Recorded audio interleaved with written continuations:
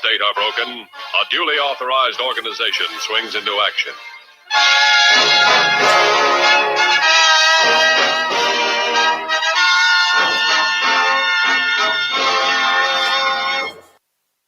All right. All right, here we go, Howie. These are the runners-up. They do not win a prize. I'm going to start off very strong tonight because I think people need it. They need a strong police blotter facts. 2 fishermen have rescued a naked fugitive who they... Is one of these fishermen the one that Charlie Parker was crying about? Back in the 2014 campaign, which we've been looking for him for 7 years now, and nobody's ever been able to find him. It would make sense because this took place in Australia, so maybe that's why we couldn't find him. 2 fishermen have rescued a naked fugitive who they found sitting on a tree branch in an Australian crocodile habitat. Crikey, mate.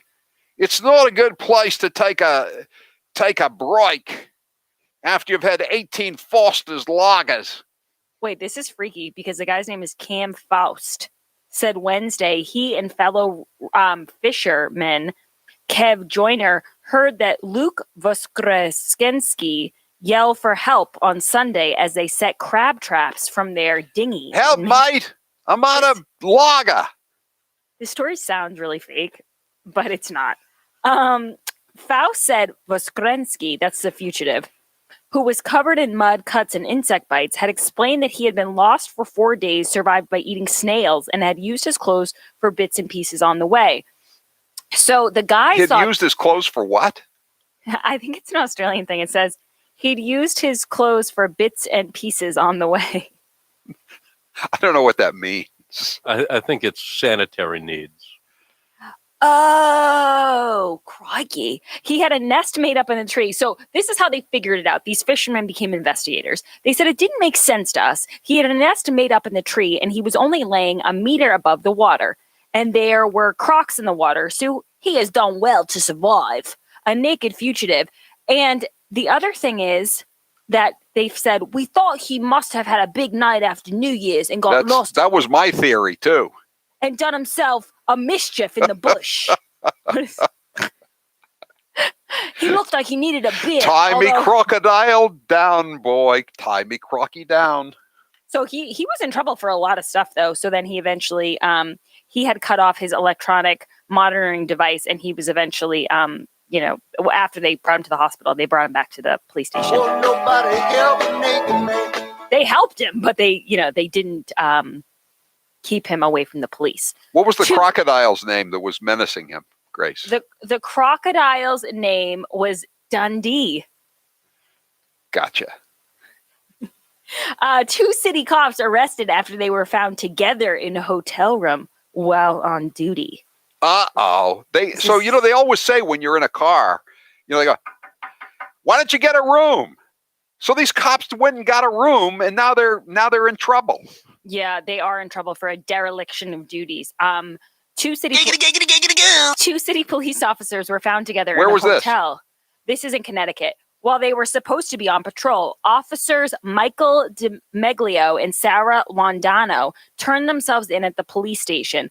So it was around 12:47 a.m. A dispatcher could not raise Londo on the police radio or on her cell phone.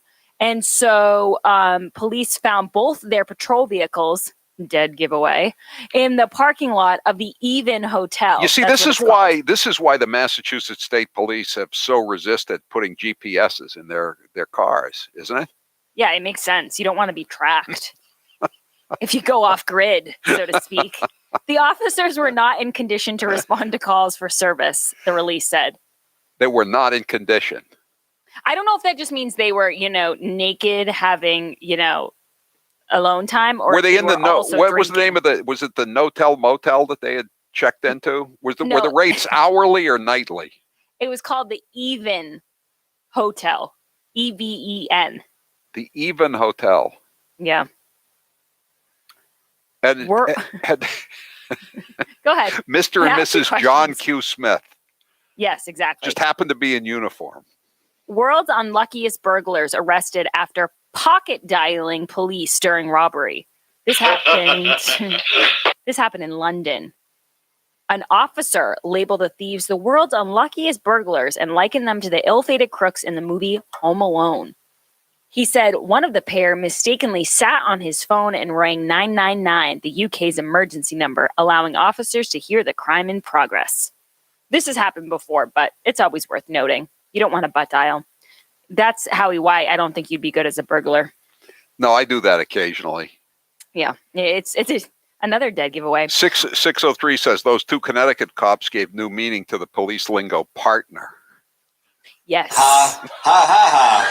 They were close partners. This is why in some union contracts, the police always insist on having two cops working together. Naked man flees from police raiding Lowborough cannabis farm. Where was this? Lowborough. Where's Lowborough? Leicester. Oh, it's England. Yes. Okay. A lot of Brits in the news today. Well, you know, the country's locked down, Grace. They have nothing to do but commit crimes. You know, the butt dial, the police, invade marijuana farms, et cetera, et cetera. Yeah, a drug raid took an unexpected turn yesterday, leading to a nude suspect trying to make his escape. Police carrying out a bus ended up giving chase to a naked suspect who fled the scene. Onlookers were surprised to see the unconventional police chase playing out. The question is, Boris Johnson, the prime minister, asked me to ask this question. Were the bobbies wearing masks? Was the naked man wearing a mask? They have a mandate in the UK, you know. Howie, I don't know the answer to that, but because we're talking about this is the same area of London where a man has reportedly changed his legal name to Celine Dion following a night of intoxication.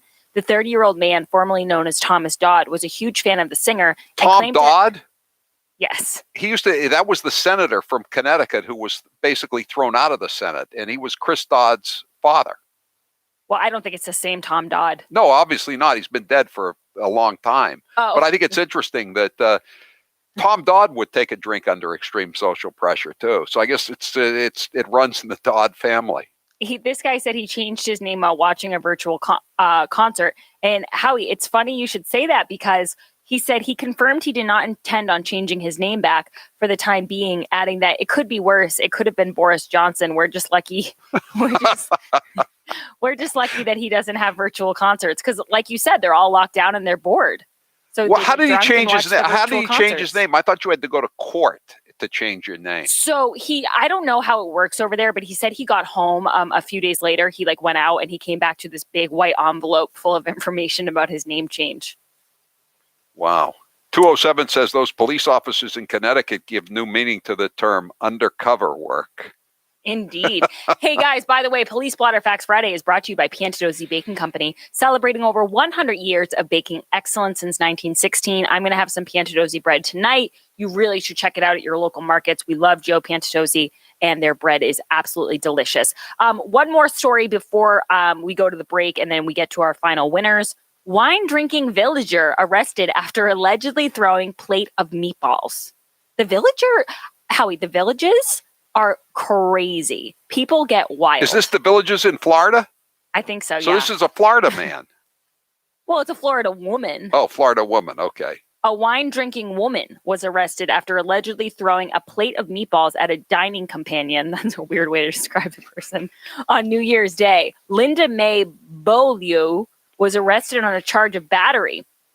The village of Liberty Park, in which a man described being hit by a plate which had been thrown at him.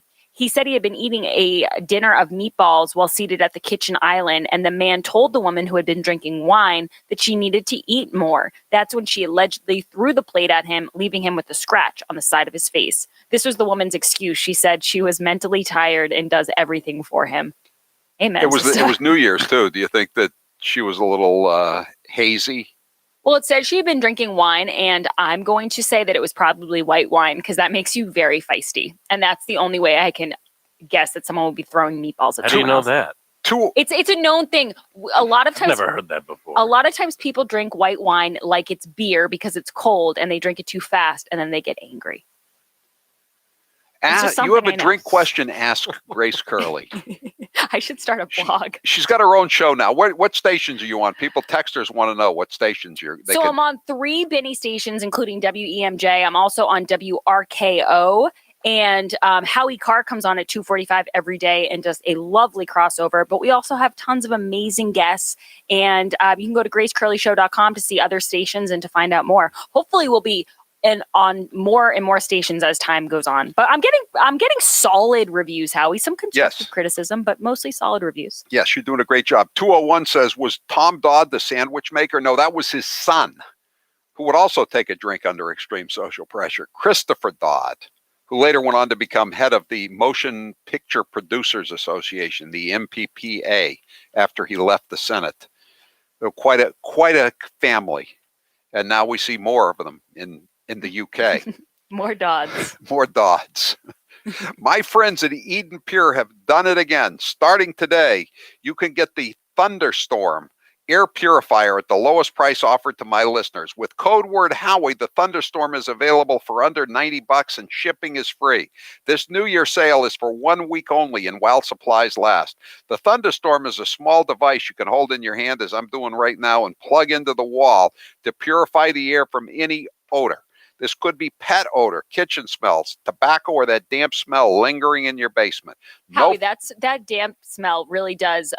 It really comes out in the winter, because in New England, some days we get, snow, and then the next day it's warm again, and the air is just so damp and gross. So I've been using my Eden Pure all the time, and it really does work wonders.